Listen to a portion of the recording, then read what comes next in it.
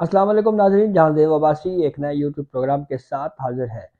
پاکستان کی judicial history میں کچھ اس طرح کے واقعات ہو رہے ہیں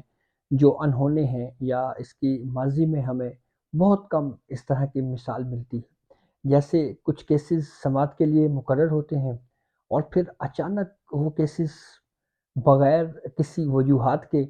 ڈی لسٹ کر دیے جاتے ہیں، اور یہ وجہ نہیں بتائی جاتی کہ یہ کیسز کیوں ڈی لسٹ ہوئے ہیں۔ لیکن پھر کچھ اخبارات میں خبر بھی چھپتی ہے کہ یہ میڈیا جو ہے وہ غلط فہمی کی بنیاد کے اوپر جو ہے وہ رپورٹنگ کر رہا ہے، اور کچھ اس طرح کے بھی کورٹس کے حوالے سے چیزیں سامنے آ رہی ہیں جو پہلے سے پریڈکٹ کر دیا جاتا ہے، پہلے سے ہی یہ بتا دیا جاتا ہے کہ یہ فیصلہ ہونے جا رہا ہے یا آگے یہ ہوگا۔ یہ بڑا ہی دلچسپ اور عجیب ہے۔ ایک مثال تو ہے ہمارے پاس فیض آباد دھرنا ریویو کیس کی ہے، جو چیف جسٹس کاجفائی عیسیٰ نے جب سنا تو انہوں نے اپنے طور کے اوپر جب پوچھا کہ یہ اتنے طویل وقت تک فیض آباد دھرنا ریویو کیس سماعت کے لیے کیوں مقرر نہیں ہوا، اس کی کیا وجوہات ہیں، تو پھر جو جوڈیشل آفیسر ہیں ان کی جانب سے بتایا گیا کہ ایک مرتبہ ایک سابق چیف جسٹس ہوا کرتے تھے، آصف سعید کھوسہ، انہوں نے یہ کیس پہلے مقرر کیا، یا اس وقت لسٹ میں یہ کیس آیا اور پھر ان کی ہدایت کے اوپر یہ کیس ڈی لسٹ کر دیا گیا۔ بڑا اہم کیس تھا، لیکن آج تک اس کی بھی وجہ نہیں سامنے آئی کہ وہ کیس بھی کیا کہیں سے آرڈر آیا تھا کہ یہ نہ فکس کیا جائے ہیئرنگ کے لیے، کیا وجہ ہے۔ تو ایک اور کیس جو اسلام آباد ہائی کورٹ نے جو ہے وہ سماعت کے لیے مقرر کر کے پھر اس کو ڈی لسٹ کر دیا ہے، اس کی کیا وجوہات ہو سکتی ہیں یہ تو بہرحال ہمیں فوری طور کے اوپر نہیں علم ہوا۔ لیکن یہ کیس تھا اسلام آباد ہائی کورٹ میں سابق آرمی چیف قمر جاوید باجوہ اور سابق D G I S I lieutenant general Faiz Hameed کے خلاف اندراجی مقدمہ کا، اور اس کی کال لسٹ جو ہے وہ منسوخ کر دی گئی ہے۔ گزشتہ روز اسلام آباد ہائی کورٹ کی جانب سے مقدمات کی لسٹ میں جو ریٹائرمنٹ کے بعد قانونی رکاوٹ توڑنے اور مختلف ایونٹس کو غلط بیان کرنے سے متعلق جو ہے یہ اندراج مقدمہ کی ایک درخواست اسلام آباد ہائی کورٹ میں تھی، جس میں پہلے بھی اس کے اوپر ایک ہیئرنگ ہو چکی ہے، اس میں نوٹسز جاری کیے جا چکے ہیں، اور اسلام آباد ہائی کورٹ میں یہ شہری عاطف علی کی جانب سے یہ درخواست جو ہے وہ دائر کی گئی تھی، اور 28 نومبر کو اس پر سماعت ہونی تھی۔ تاہم اب یہ کالس منسوخ کر دی گئی ہے، اور پھر درخواست کی سماعت کو کینسل کر کے اس کی لسٹ سے نکال دیا ہے۔ یہ آج جیو اس کو رپورٹ کر رہا ہے، اور مزید پھر انہوں نے یہ بھی کہا جی کہ اندراج مقدمہ کی درخواست پر ہائی کورٹ نے ایف آئی اے قمر جاوید باجوہ، فیض حمید اور یہ دیگر ہیں ان کو بھی نوٹسز جاری کیا ہوا تھا، اور 6 اکتوبر کو فریقین کو نوٹسز ارسال کیے گئے تھے، اور فریقین کو 28 نومبر کو سماعت سے 3 دن قبل جواب یا اپنے دفاع میں دستاویزات پیش کرنے کی ہدایت کی گئی تھی۔ اور چیف جسٹس اسلام آباد ہائی کورٹ عامر فاروق صاحب،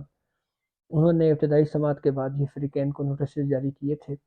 لیکن پھر پتہ نہیں اچانک کیا ہوا کہ یہ کیس ڈی لسٹ کر دیا گیا۔ لیکن جنگ اخبار، جیسا میں نے آپ کو بتایا، جنگ اخبار کا تو یہ کلیم ہے کہ یہ غلط فہمی کی بنیاد کے اوپر یہ رپورٹ کیا گیا ہے،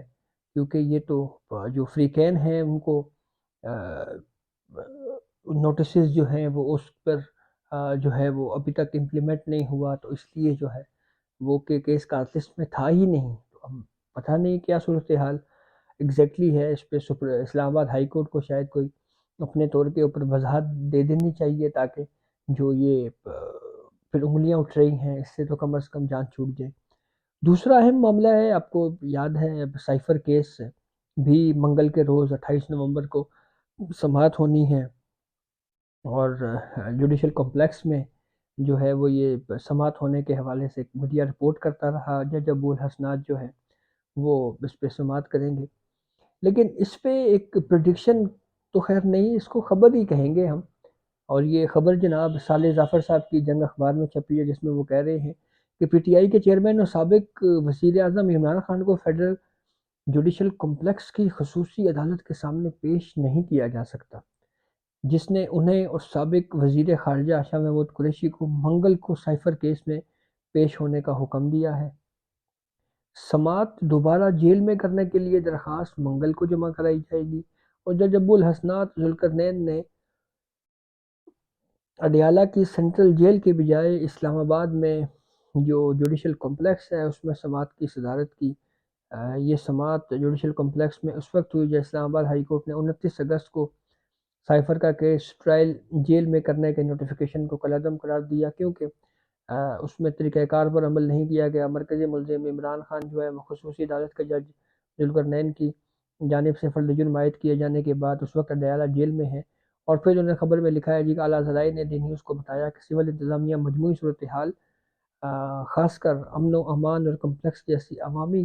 جگہ پر مرکزی ملزم کے لیے نئے سیکیورٹی خطرات کا بغور جائزہ لے رہی ہے،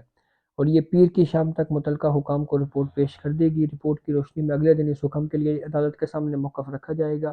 وفاقی وزیر داخلہ سرفراز احمد بگٹی نے موقف اختیار کیا کہ حکومت اس معاملے میں عدالت کے احکامات پر عمل کرے گی۔ اب یہ وہ کیس ہے جو بار بار پاکستان تحریک انصاف کی جو قانونی ٹیم ہے وہ یہ مطالبہ کر رہی ہے کہ اس کیس کی اوپن ہیئرنگ ہونی چاہیے۔ اوپن ہیئرنگ کا مطلب یہ نہیں ہے کہ کسی گراؤنڈ میں ہیئرنگ کر دی جائے یا کوئی کھلی کچہری لگا دی جائے، بلکہ اوپن ہیئرنگ کا مطلب یہ ہوتا ہے کہ ایک ایسی کورٹ میں ہیئرنگ ہو جہاں پہ کم از کم صحافیوں کو رسائی ہو، تاکہ صحافی دیکھ سکیں کہ کورٹ پروسیڈنگ کس طرح سے چلائی جا رہی ہے، اور پھر وہ اپنے قلم کے ذریعے، خبروں کے ذریعے، ٹی وی چینلز پر رپورٹ ہو، اس کو اخبارات میں رپورٹ کیا جائے تاکہ لوگوں کو پتہ لگے کہ یہ کیس ٹرائل کس طرح چل رہا ہے، کس نے کیا بات کی۔ اس وقت تو یہ صورتحال ہے جی کہ وہ جو پاکستان تحریک انصاف کے وکیل ہیں وہ جیل جاتے ہیں اور پھر واپس آ کے بتاتے ہیں جی کہ آج یہ ہوا، یہ ہوا، یہ ہوا، اور پھر بس بات ختم۔ تو یہ اس کے اوپر بہرحال جو جس طرح کے اعتراضات اٹھائے جا رہے ہیں کہ اس کی اوپن پروسیڈنگ ہونی چاہیے، جیل ٹرائل نہیں ہونا چاہیے۔ عمران خان کے اوپر سائفر کیس ٹھیک ہے، اگر یہ اس پہ فیکٹس ہیں، حقائق اس طرح کے ہیں کہ عمران خان کو سزا ہونی چاہیے، تو اس میں برائی کیا ہے کہ آپ اس کو اوپن پروسیڈنگ کریں۔ صحافیوں کو ایکسیس ہونی چاہیے، رسائی ہونی چاہیے، تاکہ وہ اس ٹرائل کو دیکھ سکیں، کس طرح کے ایویڈنسز پیش کیے جا رہے ہیں، کس طرح سے اس کیس کو آگے بڑھایا جا رہا ہے، کیا کیا جا رہا ہے۔ یہ کم از کم یہ مطالبہ بہرحال پاکستان تحریک انصاف کی جو قانونی ٹیم ہے وہ تو بار بار کر رہی ہے، لیکن